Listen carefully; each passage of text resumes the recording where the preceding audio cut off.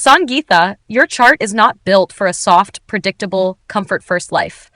This is a chart where life keeps pushing you through speech, family, effort, duty, emotional service, relationship karma, and dharma-linked wealth.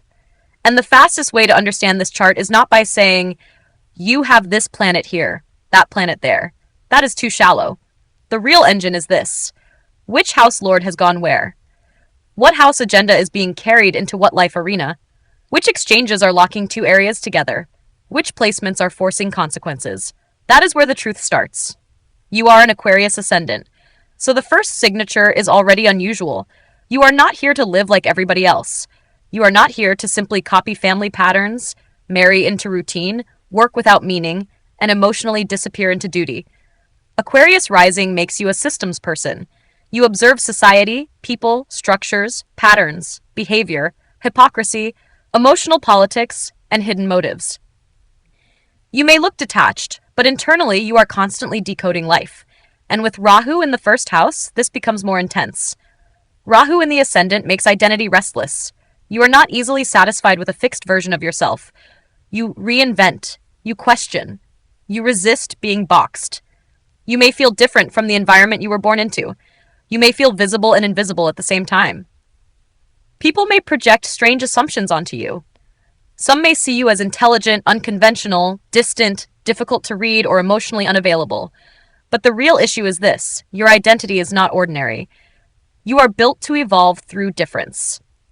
Now, the Lagna Lord, Saturn, goes into the third house in Aries. This is critical.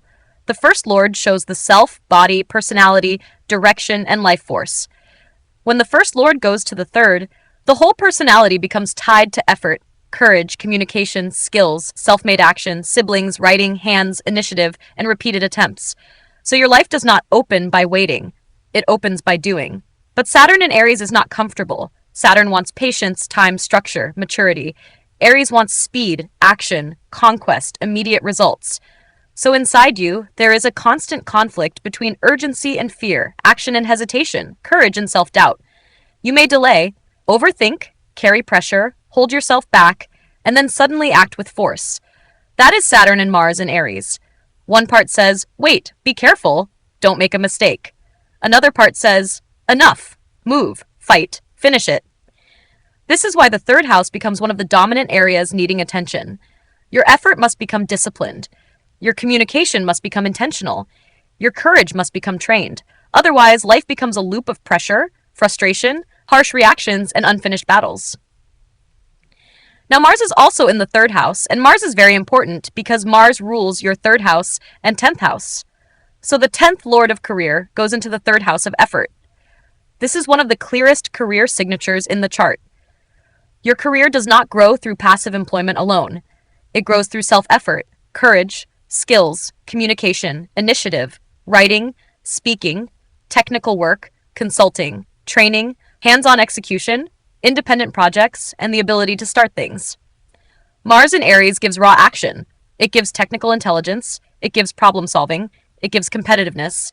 It gives the instinct to push through. But because Saturn is sitting with Mars, success does not come cleanly or instantly. It comes after pressure, delay, self-correction, discipline, and repeated effort. So the truth is simple. Your career improves when you stop waiting for perfect confidence and start building through consistent action. The danger? Anger-driven effort. If you act only when irritated, you burn bridges. If you act with discipline, you become powerful. Now we come to the second house, and this is one of the most loaded parts of the chart. The second house contains Sun, Mercury, and Venus in Pisces. The second house is speech, family, wealth, food, face, voice, stored values, moral conditioning, family culture, savings, and what you preserve. So your chart is screaming, watch your speech, watch your values, watch what family conditioning you carry, watch what you eat emotionally, watch what you tolerate. Because the second house is not quiet here. It is activated by multiple house lords. The seventh Lord Sun is in the second house. So marriage, spouse, public life, contracts, and partnership directly enter family, wealth, speech, and values. This means relationships are never just relationships for you. They affect family peace. They affect money. They affect your speech. They affect your self-worth. They affect what you believe is acceptable. A partner can either stabilize your value system or disturb it. A partner can either bring dignity into the family structure or create ego battles around speech, money, and respect. So you cannot choose relationships casually. You cannot choose only attraction. You cannot choose only status.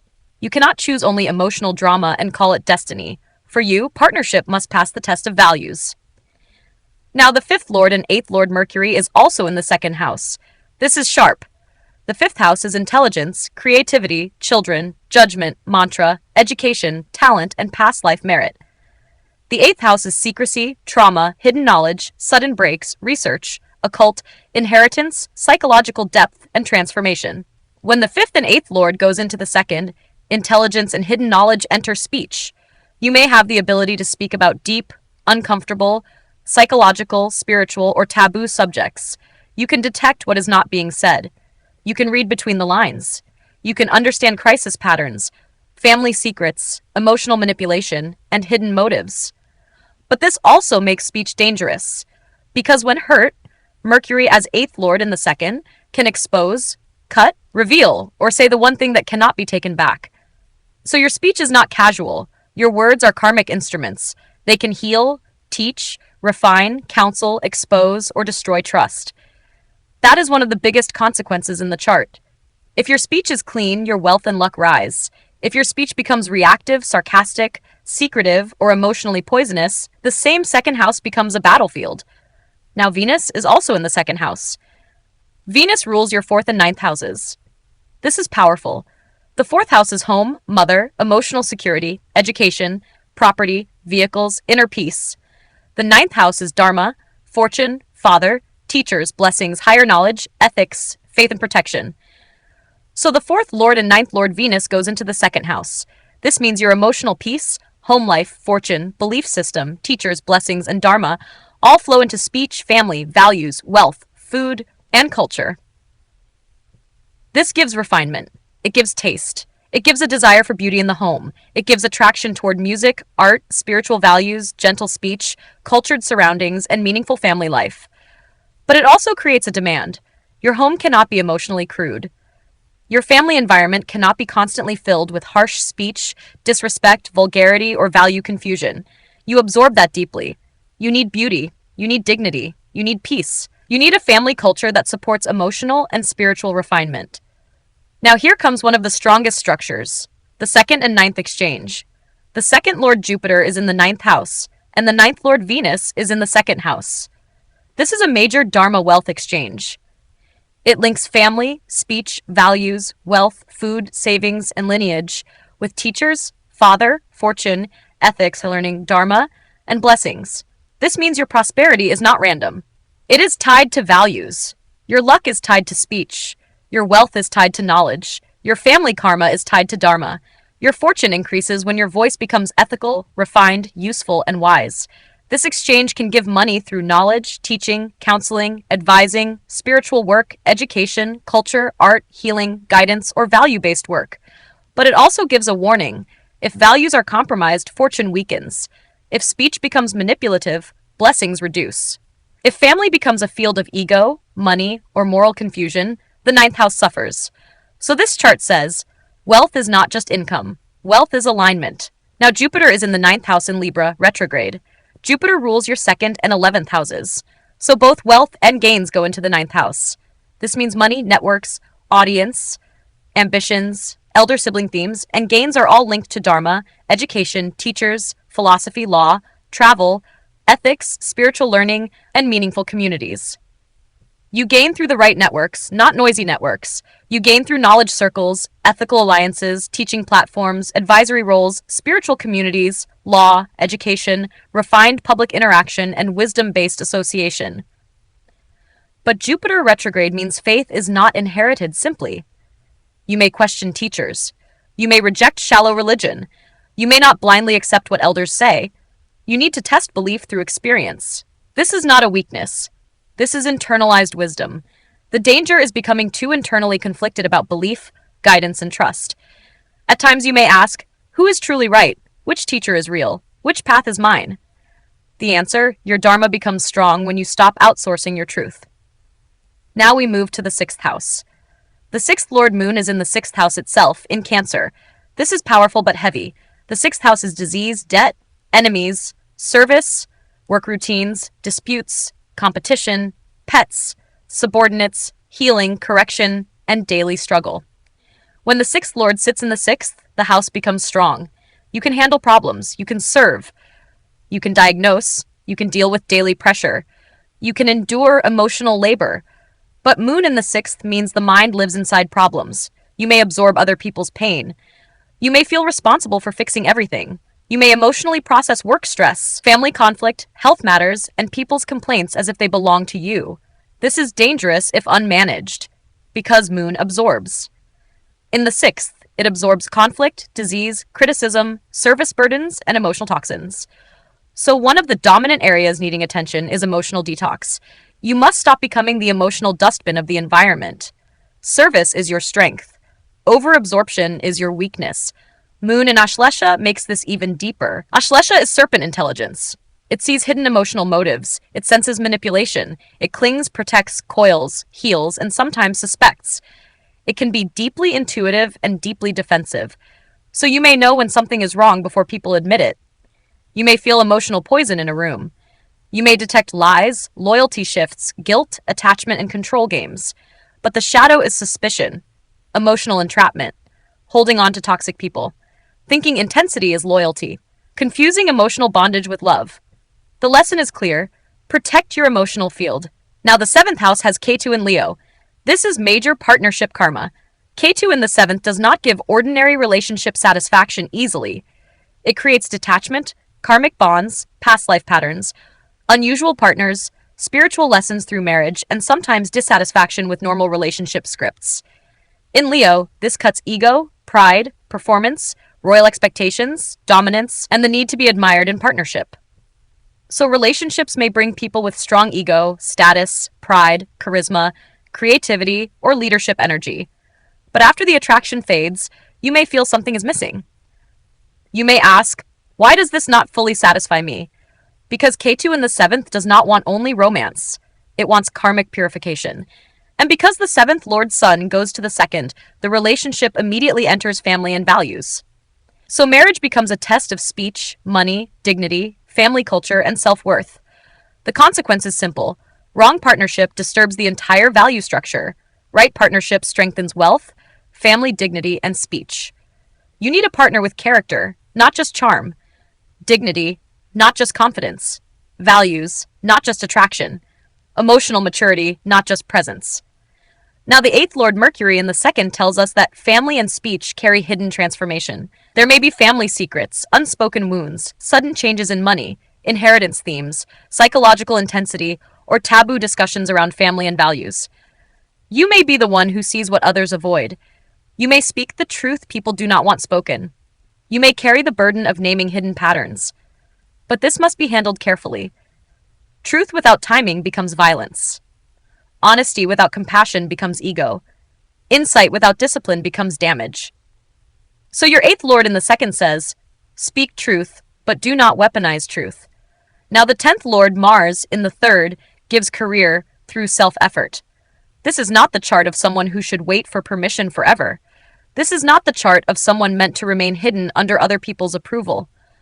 Career grows when you create, speak, train, write, advise, build, execute, analyze, communicate, and act. The best career pattern is knowledge plus courage, plus communication, plus service, plus technical or psychological insight.